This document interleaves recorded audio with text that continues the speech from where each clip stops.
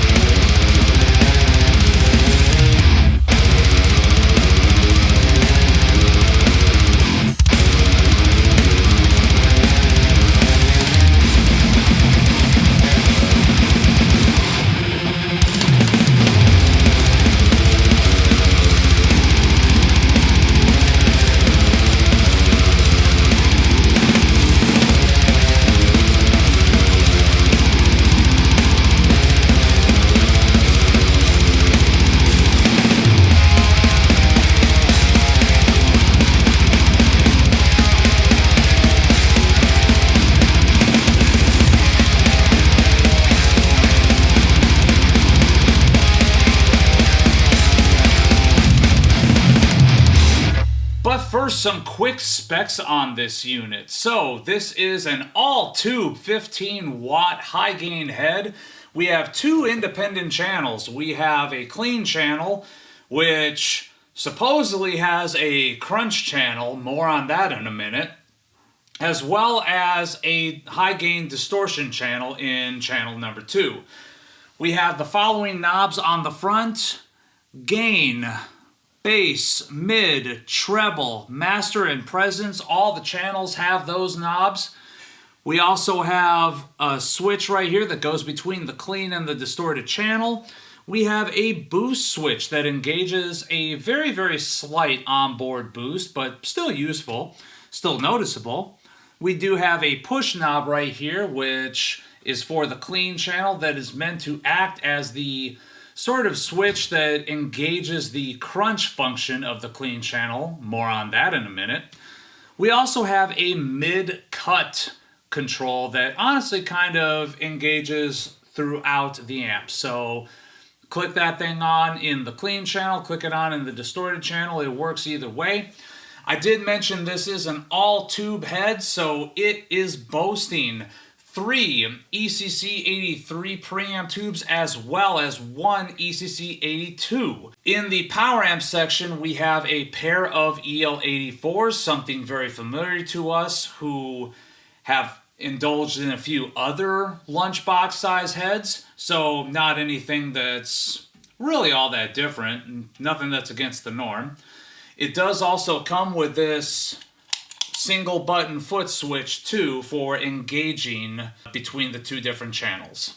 On the back panel, we're looking at the following. Over here we have speaker outputs, 4 ohm, 8 ohm, and 16 ohm. We have the foot switch input right there, a bypass loop switch, which I found to be very, very useful. Then you have to worry about the send level with the effects return. So it was nice to be able to just bypass that completely, and then now I don't even need to worry about if the thing is turned up enough in the back. Send and return, of course, letting you know about the rated power consumption and the fact that it is a 15-watt amplifier.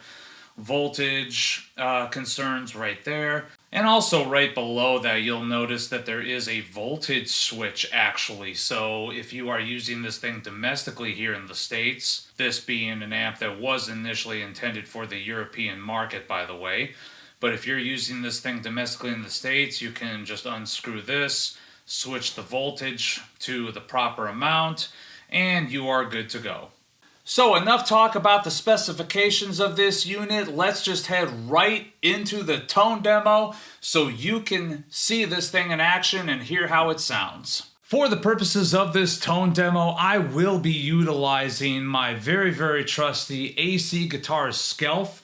This is a model that Alan sent me that honestly I've been in love with ever since I received it. It is a killer instrument, but most importantly for the purposes of doing these tone demos, it has one of those perfect metal tones coming from these pickups.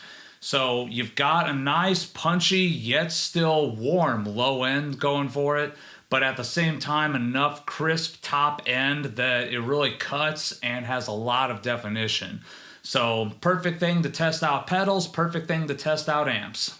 Okay, so the first thing that we're going to do with this Mjolnir by Joyo is we are going to test out the clean channel. Now, you guys know what I already think about cleans. Fuck cleans. But I know that if I don't do that, there's going to be a lot of you guys in the comment section, but what about the clean tone? We want to hear the clean tone. Okay, fine. Here's your clean tone. Are we done? Nope. Oh, you want to hear more? Okay, let's twist the little knobs.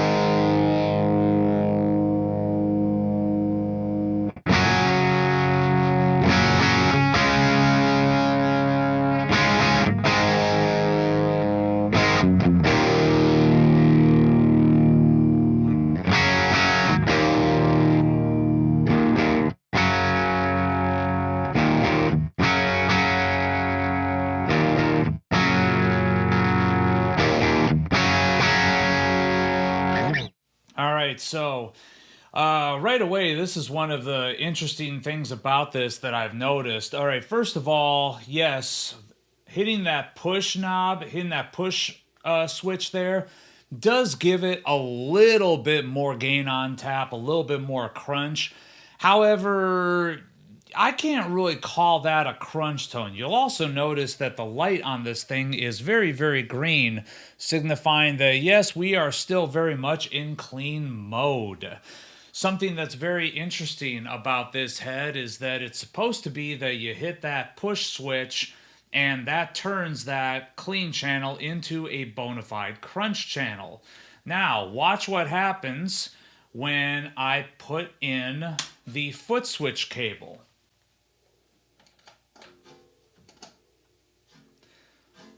Hey, look at that. It turned orange, almost like it's got a crunchier tone. Let's give that a shot.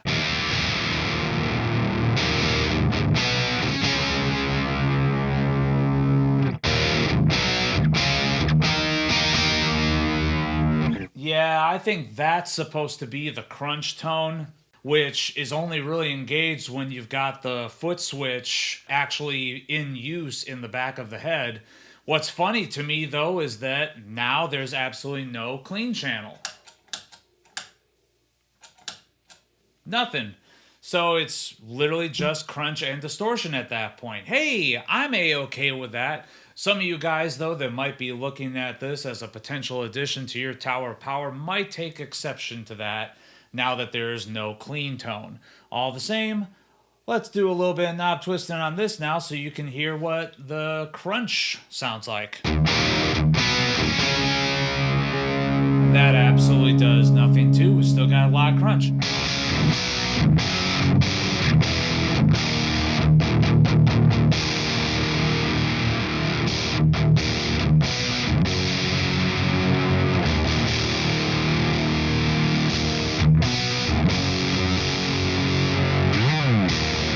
Getting a little bit more fuzzier breakup.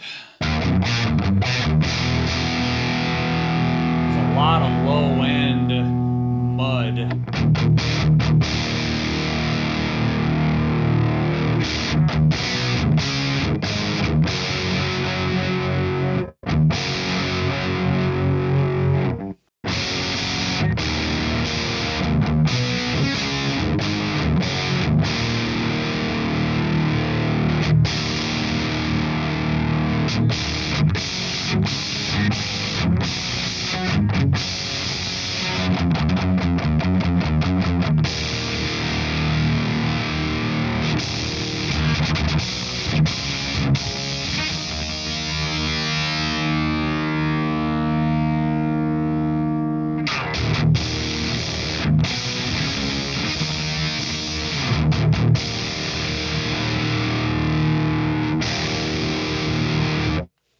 Just for gits and shiggles, let's throw on an overdrive in front. We are going to use the Protone Dead Horse overdrive to kind of add a little bit of crispness and maybe tighten things up just a little bit.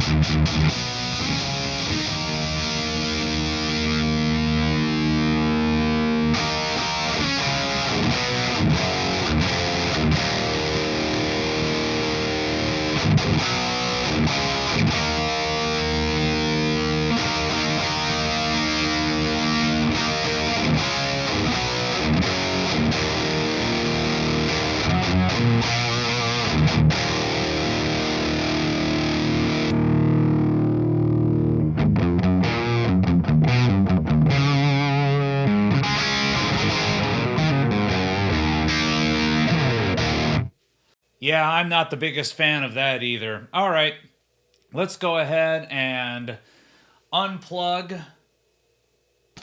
the foot switch once again.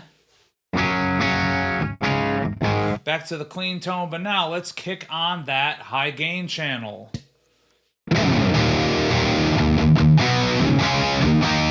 Hey, that's already boding a little bit better.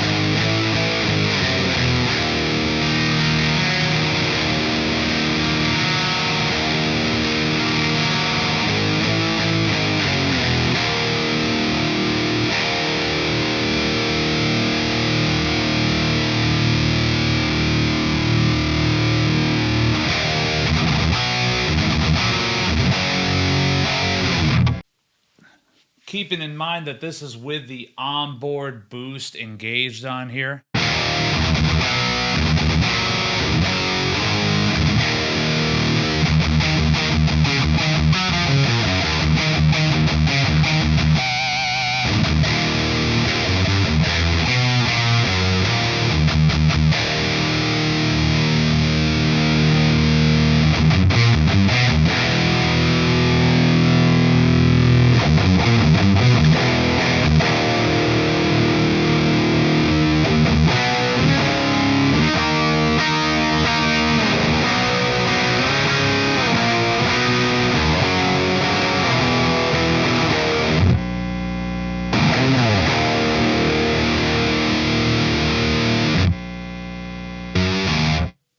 So the tone gets significantly woolier when you crank up the master and put this thing at the highest volume that it'll go at.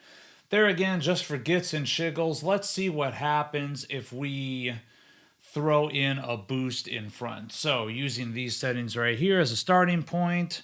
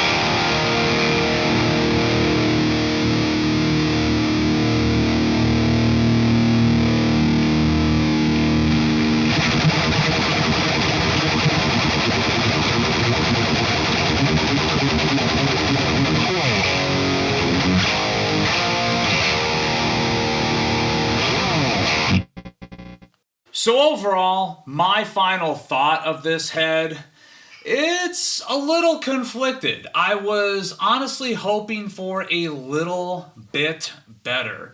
I mean, it is what it is. Joyo is a company that has a reputation, albeit a good reputation in guitardom, for making a lot of pedals and a lot of rather small mini practice heads that honestly kind of outperform their price point a bit. So that's what I was looking for with this. I was looking for something in that sort of like $350 range that maybe was a hidden gem. Maybe something out there that was, oh my God, this is an incredible value for the money. And you know, I'm not going to lie to you. There's a few things on this that are a little disappointing.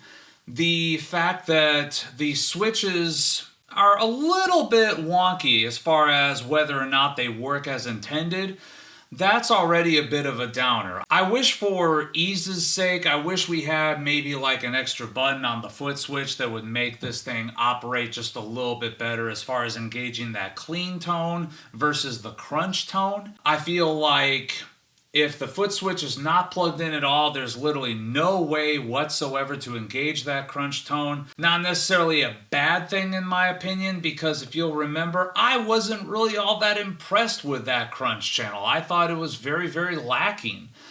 But all the same, you know, I would just like the option to be there. If not for me, then for the other players that might pick this thing up and might want to check out the various tones contained therein. Or, even better yet, just completely scrap the crunch channel. because I thought those tones were honestly kind of horrendous and they don't need to be here. Now, talking about the clean tones, they were okay. Definitely usable, especially for sort of low volume recording situations, plugging this thing direct into an impulse loader like I'm doing. As far as the distorted tones, I thought those were rather good. Would I say exceptional? Definitely not. But would I say extremely usable? Extremely familiar sounding even, because they are EL84 power amp tubes, and this thing definitely sounds like an EL84 amp. Anyone that's ever tried a Tube Meister or a Grandmeister from Houston Kedner knows what I'm talking about. Albeit with those amps, it seems like it's a little bit easier to tighten things up, make it run a little bit more defined tone coming from that high gain channel. Whereas this, it was definitely something where, hey, you kind of have to throw that boost in front to get anything that's really usable in any sort of recording setting. But man, useful, that tone definitely was. Now, volume-wise, because a lot of folks are going to be asking this, volume-wise, can this thing hang with the big boys? Dude, it's a 15-watt amp. No. Definitely not. So it's no PRS Mark Tremonti, if that's what you're wondering. Even though it would be nice if that amp had a little bit more bells and whistles, I feel like this thing suffers from a severe lack of volume. Is the tone there at lower volumes? Yes, I think so. And I think if you can make adjustments for that in your DAW to account for that volume loss, hey, then this is actually a very, very useful studio tool. But is this a keeper? Is this something where I feel like the tone is worth having around? In my honest opinion, probably not. This is something that I think is going to be a little bit more suited for other types of players. People that just wanted to do classic heavy metal, maybe even a little bit fuzzier and doomier stuff, maybe even a little bit of thrashier stuff, will find a little bit to love here. And when I say thrashier, by the way, I mean like vintage style thrash. I don't mean modern style, like Angle Savage level of tones. I mean like old school, slightly tweaked Marshall kind of tones is really what we're looking at here. It's a little mushy, it's a little woolly, it's something that needs a boost in front to get tightened up. But if you're willing to experiment a little bit, if you're in need of something that just ticks a few different boxes than what you are normally used to, hey, you know, this might actually be a really good option for you. But Arnold, what are you drinking today? I am so glad that you asked. Today, we are having from Pondicetta, which is out of Amarillo, Texas. We are having I Seek a Darkness, which, according to what the label as well as the Untapped listing says, is a Cascadian Black Ale, Cascadian Dark Ale, brewed with coffee and cacao nibs. It's one of those ones that kind of lists it as a seasonal beer, like, oh, this is meant to be enjoyed in winter, so is it a winter warmer? Hell no. It's just a dark ale. And let's actually check that out. This is the first time I've had it. So nice, rocky, kind of tannish head to it, but not like a super dark brown tan like a stout. Definitely smelling a little bit of that cacao, but it's kind of bright for something so dark. So that's interesting. Almost like I'm getting a little bit of a floral hoppiness from that. Huh, that's definitely interesting. All right, let's check it out. Definitely a sort of hoppy pinch cheek that's happening in there. A little bit more carbonated in the flavor than I was anticipating. Definitely that sort of floral hoppiness is coming out to play. The cacao is rather present, if I do say so. I wouldn't say it's big and bold, but it's definitely there. You can definitely tell it's there. The coffee, though, a little tough to pull out of this flavor profile. A little bit tough to find in the palate. Not near as present as the cacao. I mean, it's okay. It's interesting. Is it my favorite thing in the world? No. But then again, like dark black IPAs and black lagers aren't exactly my typical jam anyway. It's something that I have to be in the right frame of mind for. That being said though, I think I've had a little bit better than this. I think that one that Austin Beer Works comes out with, for instance, is a little bit more appetizing by a point of comparison. Not bad, not necessarily my jam. So thank you guys so very much for tuning in. Please remember to like this video, subscribe to this channel. There's tons more of this metal and guitar oriented content to come. And as always, remember, take what you do seriously. Do not take yourselves too seriously.